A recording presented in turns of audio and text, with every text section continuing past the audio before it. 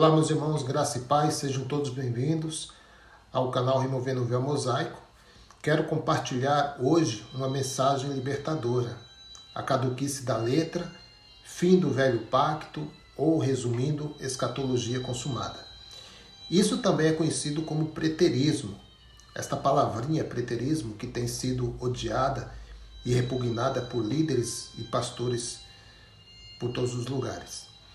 Por quê? Porque é uma ameaça real no império comercial, a famosa máquina de fazer dinheiro usando o nome de Deus, que se chama denominações religiosas. Bem, meus queridos, quero aqui rapidinho compartilhar com vocês que são pedras vivas, Igreja Orgânica do Cristo Ressuscitado, quero compartilhar aqui alguns pontos praticamente básicos, mas tão básicos que até uma criança de 12 anos de idade entenderia com toda a inocência e pureza de pensamento esta escatologia do pacto, mesmo sem saber o que isso significa. Mas isso é para que você possa ter uma melhor compreensão sobre eventos que nós os chamamos de os últimos dias. Mas antes de nos aprofundar mais no assunto, deixe-me fazer aqui algumas perguntas. Primeira pergunta: você alguma vez já pensou ou perguntou quando Jesus Cristo voltaria ou voltará? Segunda pergunta: você já ficou confuso algumas vezes com respeito a todas as datas que você ouviu na televisão ou em um livro evangélico ou não, né, falado pelos entendidos em profecias de que Jesus estava prestes a voltar? Outra pergunta: você tem interesse no tal arrebatamento, Armagedon ou Anticristo? Nós vamos falar sobre isso. Essas coisas, ela tem sido uma fonte de problemas e confusão. Mesmo que nesse momento você não admita, mas no fundo você sabe que há um vazio sem resposta por tudo isso. Eu acredito que, independente da sua resposta, uma coisa é fato. Uma coisa é fato. Isso tem criado medo e escravidão em sua vida e na sua mente.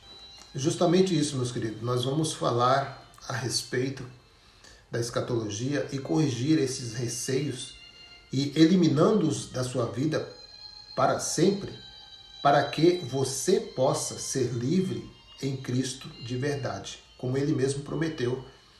E até Paulo escreveu em Gálatas capítulo 5, verso 1, diz assim: foi para a liberdade que Cristo nos libertou. Portanto, permanecei firmes e não vos sujeitais outra vez a um jugo de escravidão. Então, no decorrer desse vídeo, eu quero compartilhar o entendimento melhor sobre o fim do tempo, que com certeza, muitas e muitas vezes, você leu ou ouviu em sua vida até o dia de hoje. Então, faremos uma busca bem cuidadosa nas Escrituras, na Palavra de Deus. Mas para isso, meus queridos, duas coisas precisam estar fora da sua vida neste momento: o fanatismo religioso, a falta de vontade ou a falta de interesse em examinar mais as Escrituras. Você precisa examinar as Escrituras. Oséias capítulo 4, verso 6. Eis que meu povo está sendo arruinado, porque lhe falta conhecimento da palavra, porquanto fostes negligentes no ensino. Então precisa haver um interesse acima de tudo, pois precisaremos de algumas poucas passagens bíblicas. Isso não será desculpa para que alguém possa dizer que texto sem contexto é pretexto para heresia e tal. Por quê? Porque todas essas passagens que eu vou mostrar aqui estaremos munidos de contextos e referências. Então acompanhe aí conosco. E que para isso é importante eu dizer que existem 4 categorias básicas para esse entendimento. E uma delas é a qual nós vamos falar nesse vídeo, né? Em relação à afirmação de tempo. Então nós vamos fazer esse vídeo sobre a afirmação de tempo. E depois, mais à frente, nós vamos falar sobre qual seria a geração. Depois nós vamos falar sobre o ministério do Espírito Santo.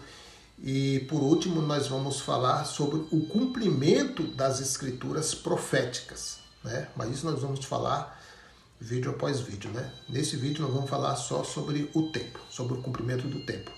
Então, no capítulo 16 de Mateus, no verso 27 e 28, Jesus diz: porque o Filho do Homem há de vir na glória de seu Pai, com seus anjos, e então retribuirá a cada um segundo as suas obras. Verso 28. Em verdade vos digo que alguns dos que aqui estão, de modo nenhum, provarão a morte, até que vejam vir o Filho do Homem no seu reino. Em outras palavras, Jesus literalmente estava dizendo que alguns que ali estavam vivos, vivendo bem ali com ele, estariam ainda vivos para ver sua volta. Isso mesmo, meu querido.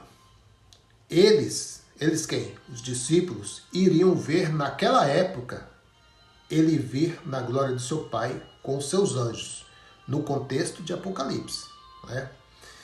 Nós não podemos, meu querido, assumir de maneira alguma, nem alcoolizados, nem drogados, nem hipnotizados, que qualquer uma daquelas pessoas do texto esteja viva em carne e osso até os dias de hoje.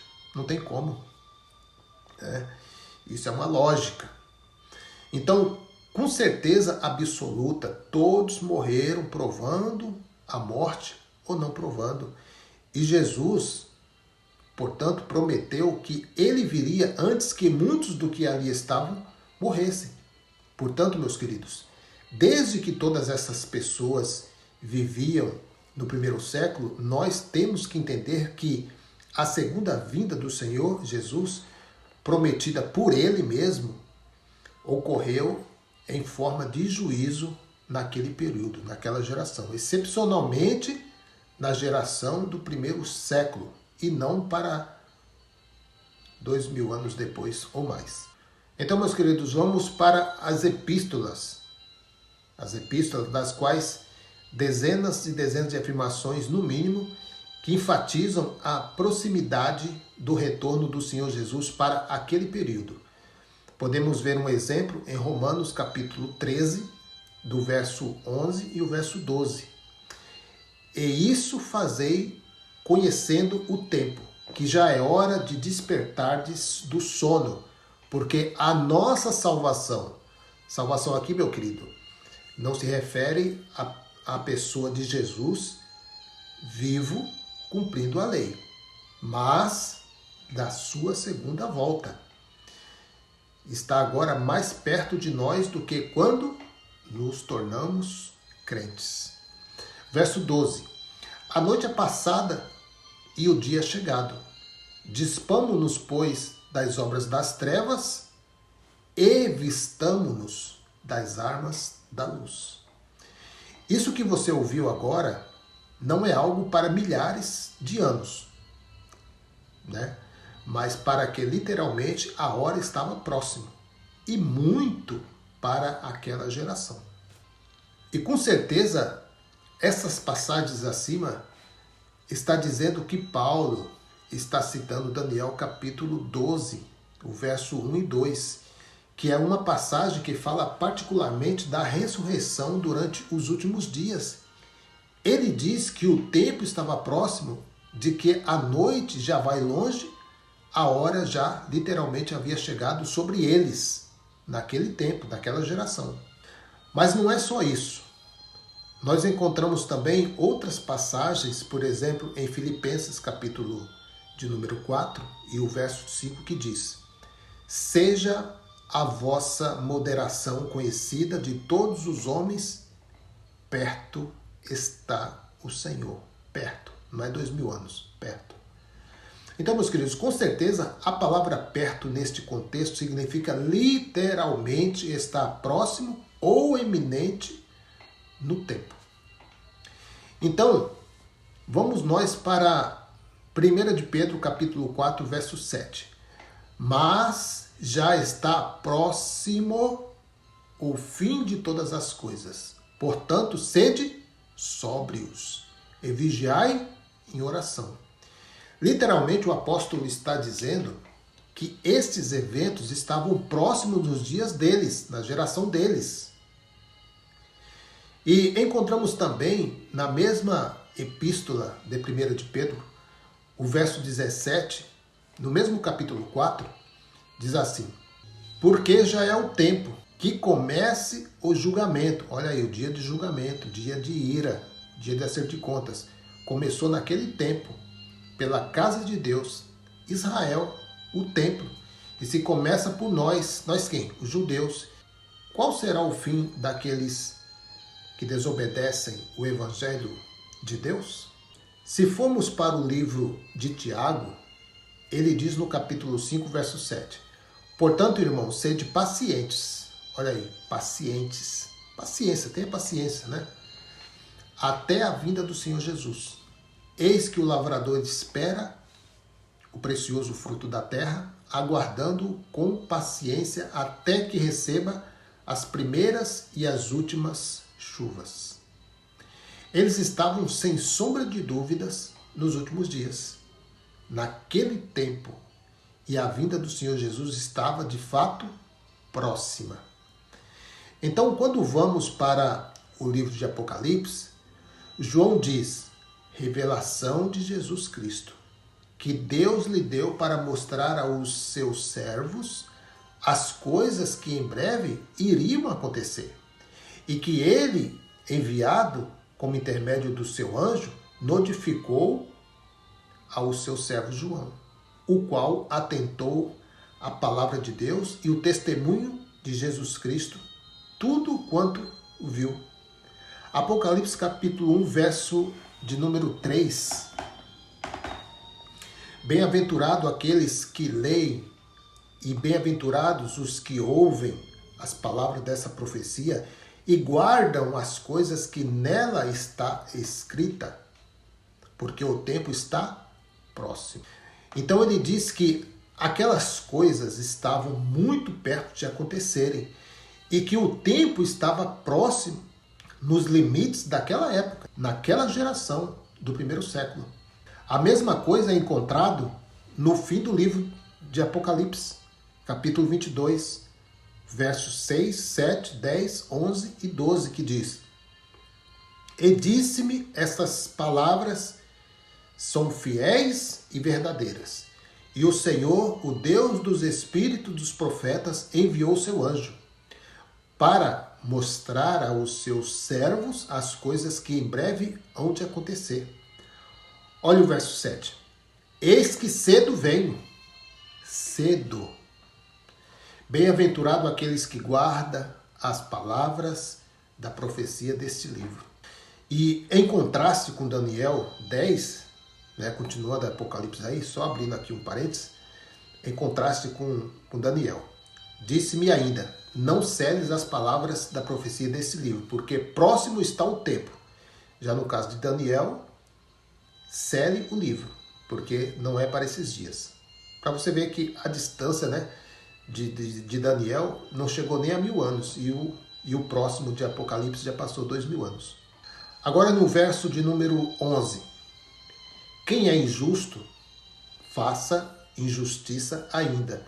E quem está sujo, suje-se ainda. E quem é justo, faça justiça ainda. E quem é santo, santifique-se ainda. Verso 12. Eis que cedo venho.